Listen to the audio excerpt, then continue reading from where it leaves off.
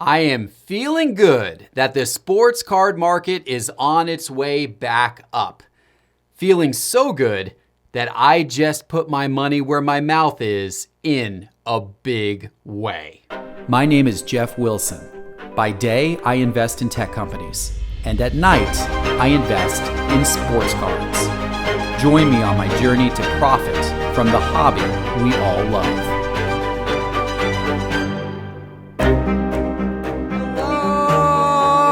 Sports card investors, and welcome to another episode.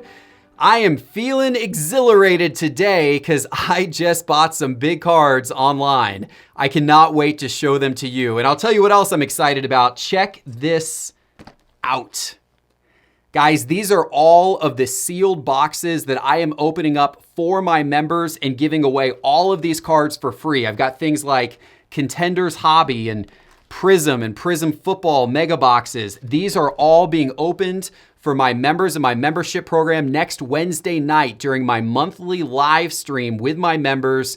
And I open these boxes and I send all the cards out for free to random members who are there, part of the live stream. If you would like to know how to be part of the membership program, you still have time to participate in this live stream as long as you sign up for the membership program by next Wednesday afternoon. Go to my website, sportscardinvestor.com, and click the membership link for more details.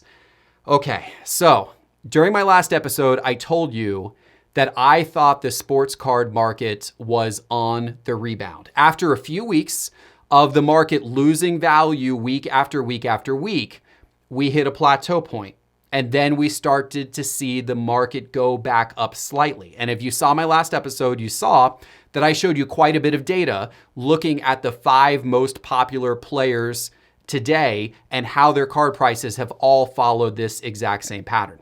So when I tell you things on this show, cards that I'm excited about, trends that I see happening in the hobby, guys, I'm taking this same advice. I'm doing this too. Like I am in this like you are to find good investments, to buy cards, to make money online. So when I do an episode and I say, hey, I think the card market is flattened out and it's about to go back up, I'm telling you what I'm seeing and I'm behaving in that way. I am looking at this and I'm saying like, okay, it's time to start buying again.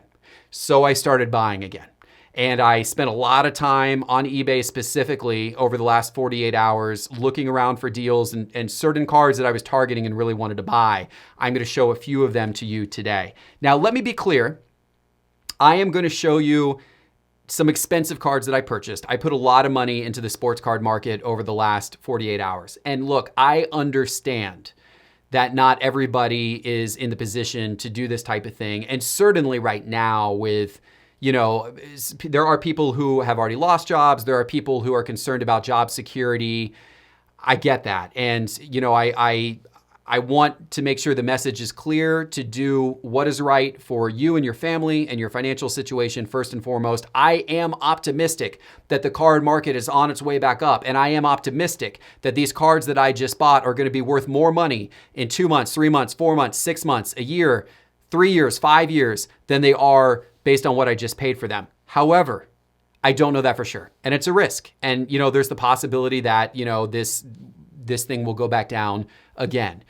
So I don't know. It's a risk, but I feel optimistic about it. I feel good about it. My data is giving me indicators that say now is the time to buy. So that's exactly what I did. So let me take you through what I saw, what I decided to buy, how I negotiated, and where I ended up with these various cards. So first of all, one of the guys who I really wanted to get some cards of was Giannis. I already own a handful of Giannis's 2013 Prism silvers, or not silvers rather, his 2013 Prism base in PSA 10. I already own a handful of those, but I wanted to get a little bit heavier in Giannis. And frankly, the way that his cards had gone up over the course of the whole season, I honestly was kicking myself a little bit for not buying more of his cards early in the season. So now that I have watched his cards decline 30 to 40% over the course of the last 3 weeks, it felt to me like a pretty good time to get in on Giannis. And so I have been looking for opportunities the last few days. Now that I feel like the market has flattened and that we're starting to go back up, I've been looking for opportunities specifically to find Giannis cards. And this graph here that you see on your screen, this is Giannis's Prism Basketball 2013 base PSA 10. So that card that I own several of, this is what the last 90 days have looked like in this card. And you can see, we had, just like all of the players that I showed you in my video a couple days ago, we had a peak of this card, which happened in early March. And then we have seen a significant decline of this particular card. We've seen a little bit of a flattening out and a little bit of an increase in recent days. And that's what indicated to me like, hey, I think it's time to buy. But here's the thing. I already own some of this 2013 base PSA 10, and I had my eye on something bigger. And if you look at the pop report for Giannis, you can see this is right here, this card 290. This is his base PSA 10. There are 1,995 of those out of a total population of 2,510. So it's still a pretty small population overall. It's a lower population than LeBron James rookies. If you look at his tops or his tops chrome, this is a lower overall population than those. But there's a very high percentage of PSA 10s. So it's still a card that I like a lot. And if you're trying to get into Giannis, the base is a card that I would definitely look at targeting. But I wanted to go a little more. And what really had my eye was the Prism. The Prism. So a little history lesson, the first 2 years that Prism came out, I think it was 2012 and 2013, they used to call it Prism instead of Prism Silver. So essentially what is known today as Prism Silver and what has been known the last few years as Prism Silver, in the first couple of releases of Prism was known as Prism Prisms. So it was a Prism Prisms card. And again, today we call it silver, but it's same type of thing. But back then, it was extremely rare, like so much ridiculously more rare than it is today. And you can see it on the pop report because look down here to the actual Prism variation, that silver variation. There's only 121 that have ever been graded. There's 71 PSA 10s in existence. There's only 71 PSA 10s in existence, only 121 ever graded. So many less than this, 2,510 of the cards that I owned, which is his base Prism. Now, of course, you're going to pay for this. This card rarely shows up on eBay. In fact, there is no sales history of this card in a PSA 10 in the last 90 days before I bought one yesterday.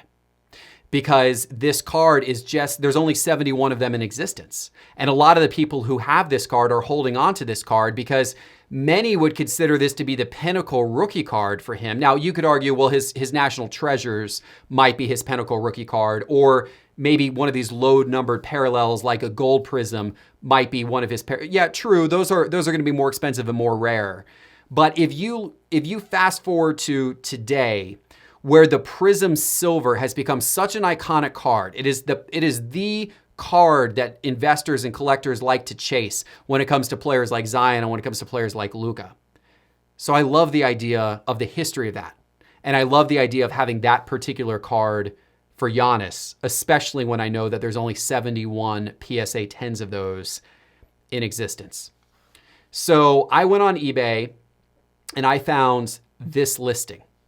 $17,500 asking price for this exact card that I'm chasing. This PSA 10 of Giannis, this silver, or as you can see on the, on the label there, it's called a Prism card.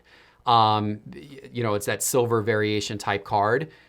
I really wanted to get this card, but the question is, what was a fair asking price?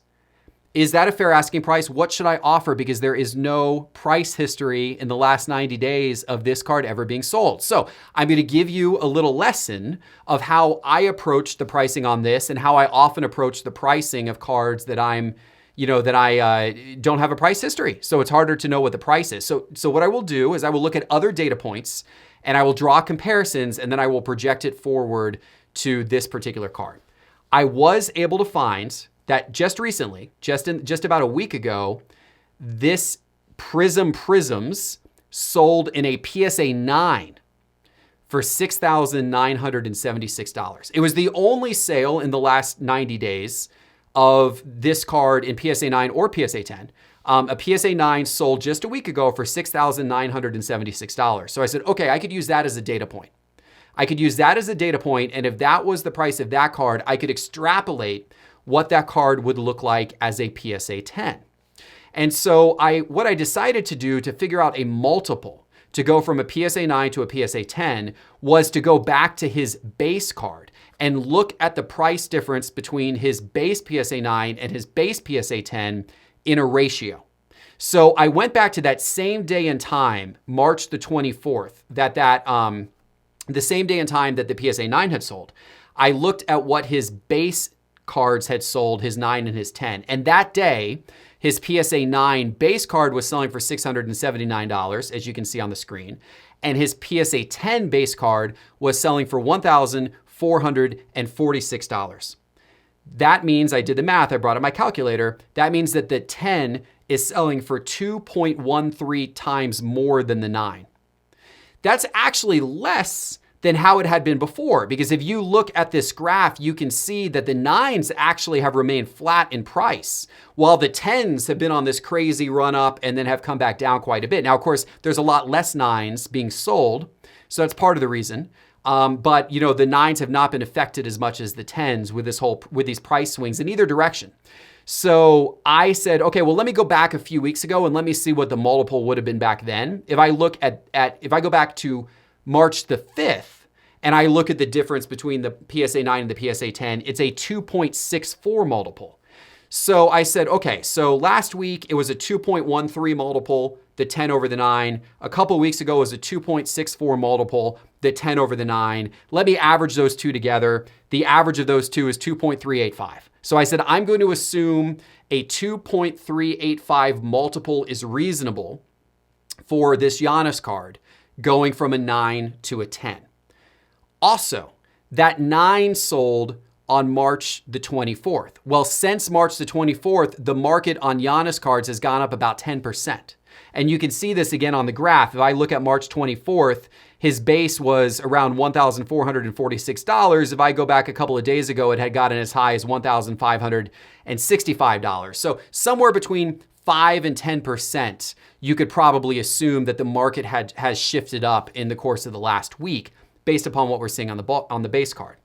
So going back to this one sale of the PSA 9, what I did was I said, okay, I'm going to take that sale, which was $6,976, and I'm then going to multiply it by that multiple of a 9 to a 10, which was 2.385, and that tells me that the 10 on that date should have been worth $16,637. Then you could reasonably add 5 or 10% on top of that, since the market has gone up 5 to 10% on Giannis cards in the last week. So that would put that card somewhere between, 17,000 and change and 18,000 and change. So when I did the math that way and I went back and looked at this listing, I actually said 17,500 is a reasonable asking price. I felt like actually buying the card at that price, that was reasonable. That was within the range of reasonable of what that card should be worth right now, fair market value, all things considered. But of course, it's always a good idea to make a lower offer. It's always a good idea to negotiate whenever you have the opportunity to do that on eBay. So I put in an offer of $15,000 and the seller responded with an offer of, I think 16 or 16.5. I can't remember if we went back and forth a couple times or not, but the net result was I ended up buying the card for $16,000. My offer was accepted for $16,000. I'm very happy with this purchase. I think I got a good price. I think I got a price that maybe is even slightly less than it would have commanded had it gone into an auction. But regardless, I'm not in it to flip it in a week or a month. So, whether I paid slightly over or slightly under fair market value if this thing were to go into an auction tomorrow, I think that I'm not as concerned about that. I'm concerned about the fact that there's only 73 of these in existence and I now own one. And I now own one of the premier rookie cards of a player who I think is going to go on and have an incredible career. Not only does he have a really good shot at getting to the NBA Finals this year, assuming the season resumes for the Bucks, and next year he'll be back with the Bucks and has a straight path to the NBA Finals as well. But then after that, he's a free agent. Who knows what he'll do? He may go form a super team somewhere. If that happens, that will only further drive his value. So there's a lot to like about Giannis. This to me is probably a 5 to 10 year hold.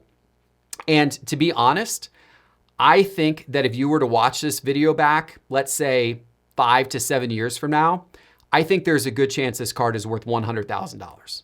So a card that I just bought for $16,000, if Giannis goes on and starts winning multiple rings, I think that this card could be worth $100,000. Now, there's a lot of ifs as part of that. It's also possible that Giannis could blow out a knee. It's also possible that he can never get over the hump and the Bucks never go anywhere. And it's also possible that he can go 15 years and never win a single ring. All of these things are possible, right? And that's why sports card investing, especially when you're investing in a current player, sports card investing is a risk.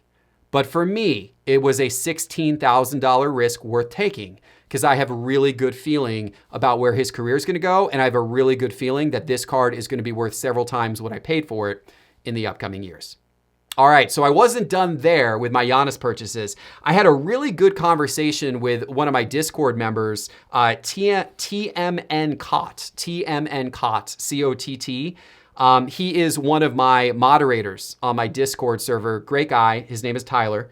And he actually opened my eyes to some other variations of Giannis cards that I really hadn't paid much attention to. And specifically, he was telling me that he really, let me get the card up here. He really liked these red hot cards. He thought that these cards were, first of all, serial numbered cards. This one is serial numbered only to 49. It's out of Select from 2013. So it's a rookie card of Giannis out of Select, serial number to 49. Very attractive card. And in his opinion, an undervalued card. So I was looking at these with him and he made a very convincing argument. And I said, you know what? I like this card. I like the fact that I could get a serial number to 49 Giannis card in 9.5 condition. And so I went in with an offer on this card. It was listed at $25.99, negotiated with the seller, and ended up getting the card with an accepted offer for $2,000. Another card that he pointed out to me that I had seen before but didn't own any of were these stained glass cards. And these stained glass cards from 2013 Panini Innovation. They're really cool, unique cards. And this is the gold variation in PSA 10. The gold variations were very rare. And to get one in PSA 10 is extremely rare. So there's only a population 4 of this particular card. There's only 4 of these cards in PSA 10 in existence right now in the entire world. So this was another card, and he was making the case to me like, hey, this is actually, could be a pretty good value card to get into simply because of the rarity. And it's another Giannis rookie card that's a very attractive card that not a lot of people have been paying attention to. So I liked it as well. I negotiated back and forth with a seller.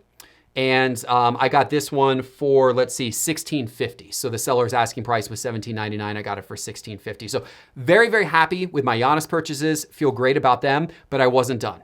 There was another player who I wanted to go after, and his name is LeBron. And you guys know that LeBron is obviously, incredible player, but I particularly like LeBron right now as well because LeBron has a very good opportunity to win a ring in LA. And honestly, if the finals this year are LeBron versus Giannis, which is what the Vegas odds say they are going to be, those are the odds-on favorites.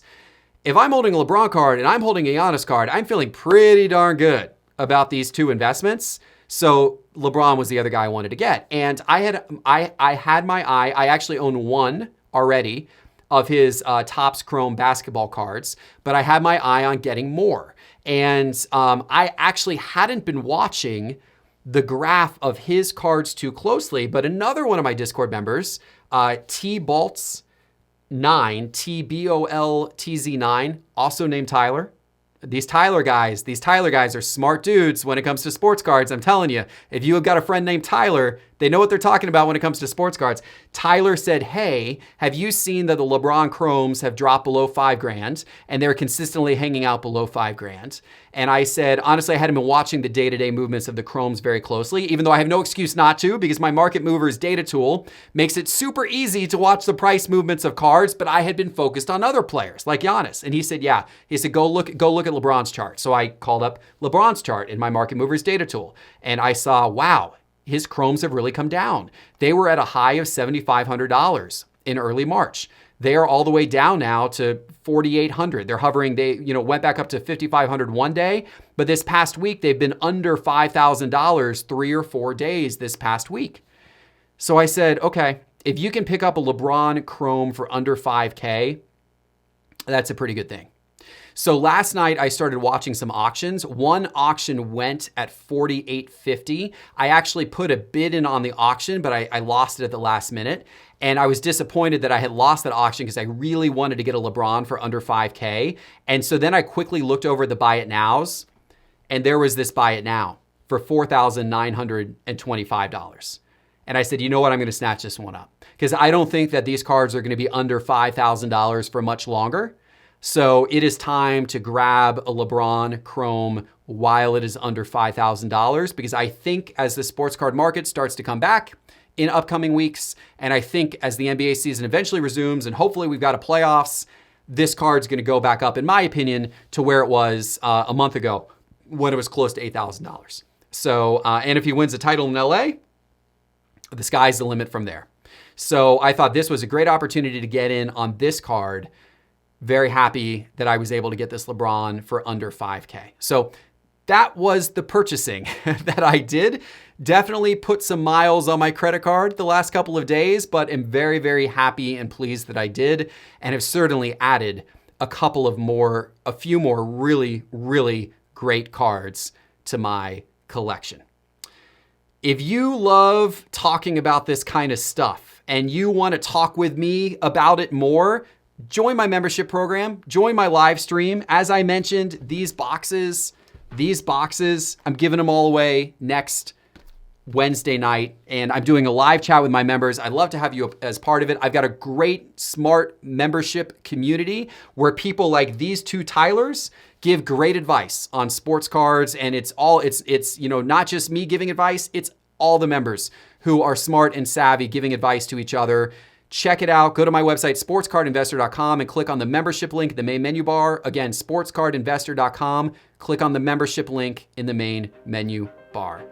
Thank you so much, everybody. Hope you and your family are safe and sound. Stay at home. Do your part. Let's get sports back on TV soon. We need everyone to stay at home to make that happen. Thanks, y'all. See you in a few days for my next episode.